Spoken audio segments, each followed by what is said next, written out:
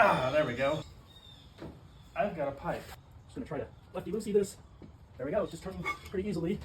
I can see down below, I see we have clearance. Sit on my stool for comfort. The kind of pointy end goes inward. Jen made me some soapy water, but it doesn't matter because I found the issue. There's a nail right there. Okay, I pried it up. Tire repair kit, approximately 2/3.